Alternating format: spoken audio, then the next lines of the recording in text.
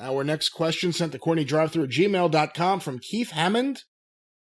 I was listening to Jim rant about Raw and SmackDown's ratings drops, and I was wondering how he thought the WWE being a public corporation is affecting the current product.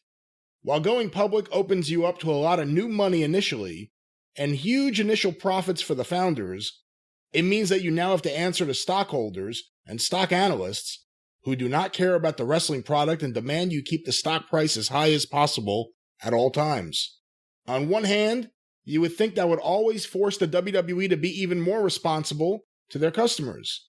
But knowing that even a slight change in stock price can really affect your personal wealth, it's much harder to do the things that will upset it.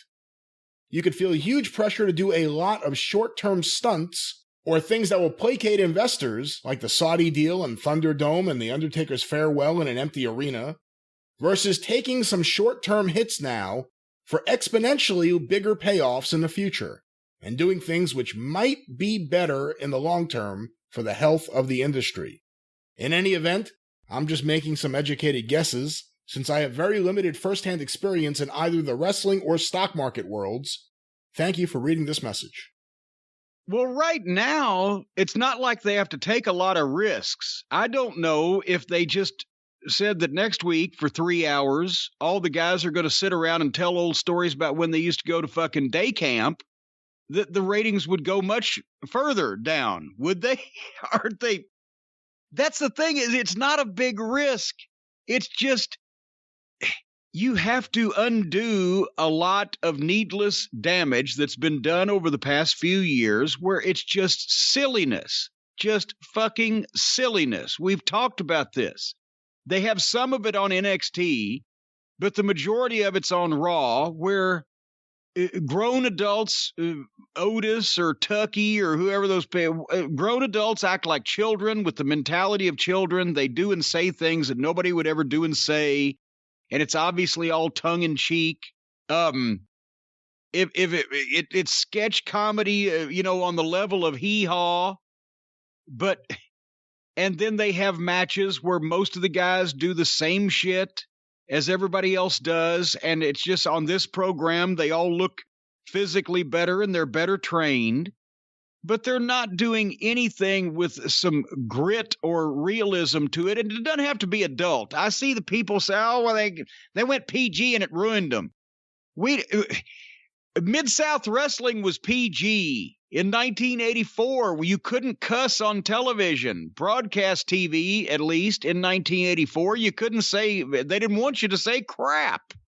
Innuendo was out. Except for violence and blood, wrestling had the cleanest language of anything on television. And there was no boobies, and there was no dicks hanging out, and there was no sexual content, except for then, during the mid-'80s, the Valet Wars, where you got to see women dressed in 5 times as much as they wear on any of the WWE programs now. It's not about being PG or rated R. It's about being adult and real violence versus play violence, and creating or exposing or finding and letting them be real characters, Pinocchio, real talent that sounds like they talk like they would talk, and they wrestle like they would wrestle, and you put importance in either the matches or who wins the matches or what happens in the matches or whether people play by the rules or whether they cheat or whether they steal something or whether they lie about something. And you get the guys on your roster, whether it be anybody from Walter to Kyle O'Reilly, that actually look like they're serious about this shit and can pull it off. And that's the way you get people invested. And then you give them some interesting things to fucking fuss over. And that's sometimes the easiest part of it. Because once you get good talent, you've got the fans educated to the fact that your product is serious and it ain't fucking showbiz wrestling. Then there's all kinds of cool reasons for those people on your roster to fucking want to fuck each other in the ass. But they ain't going to do any of that. So I don't know what they ought to do. Well, that's the thing. WWE needs to have a period of time where they get away from WWE entertainment and get to being a wrestling company for a period of time, because they think, I know people in the music industry had this attitude. I remember there was a Jerry Wexler interview I read one time where someone said, why do you think people will buy this record? It's because we tell them to buy it. And WWE has that attitude. Why do you think people are going to enjoy this and like it? Well, because we were putting it out there. And they still pretend like they listen to the fans and everything. But I've listened to some of those shareholder calls. The Untouchables marathon that I've mentioned I'm a big fan of on H&I Network on Sunday afternoons that I often don't get to see because I'm recording this program. That's a scripted television program. But when it was first broadcast, it was one of the most violent television programs on the air. People were getting shot with machine guns and hit and run over by cars and beaten about the head and face, and they had blood and bruises and hit with slapjacks. And it also made the Italian Americans quite upset, specifically the Italian Americans who were involved in this thing of ours. And it was a hit television show, but it got a lot of heat, and they had to cut down starting the second season on the violence, and they gradually introduced some more criminals that were not of Italian descent. But the point is, it was a fake television program. People are like, oh, shit, that's making me and my kids uncomfortable watching that guy getting punched in the face. And it was hitting a nerve with the boys at the social club because there was enough realism in it. The point is, you don't have to make a silly show about people beating each other up. You could make a serious show about people beating each other up, and people would get more emotionally invested in it if it's not otherwise you're watching a Three Stooges short. Oh, look, he poked him in the eye and poured boiling water over his head. Luckily, all this is fake. I might care. On some of those investors' calls, people bring up the idea that the ratings are going down or various things. And Vince says, oh, well, we have to change creative. We have to do different things. You're the one doing the things. The one steady and creative all these years as everything has gone down is you. And everything's being done for you, for what you want to see and what you like. That's the problem. I think we should have Einar do a cover version of The Way You Do the Things You Do, The Way You Do the Things You Do for Vince. Well, we'll see. Again, Eddie Kendricks comes up here on the show. But, a lot of people think, Jim, that part of the problem with Vince is his diet.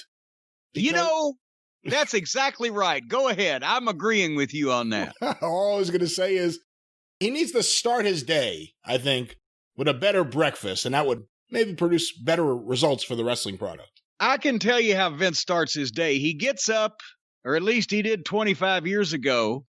He gets up probably even before daylight, especially in the wintertime hours, and he immediately works out in his home gym, and then he starts working.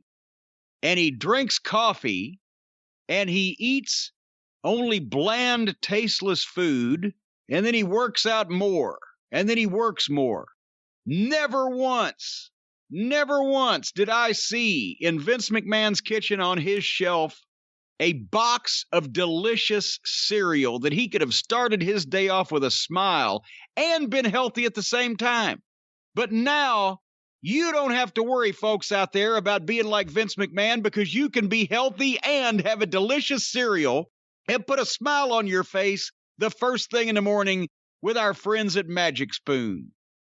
Because Magic Spoon is the only, I would have to say this, in the entire world, certainly in this country, but I think the only example in the entire world of cereal that tastes good and still isn't loaded full of sugar and carbs and junk.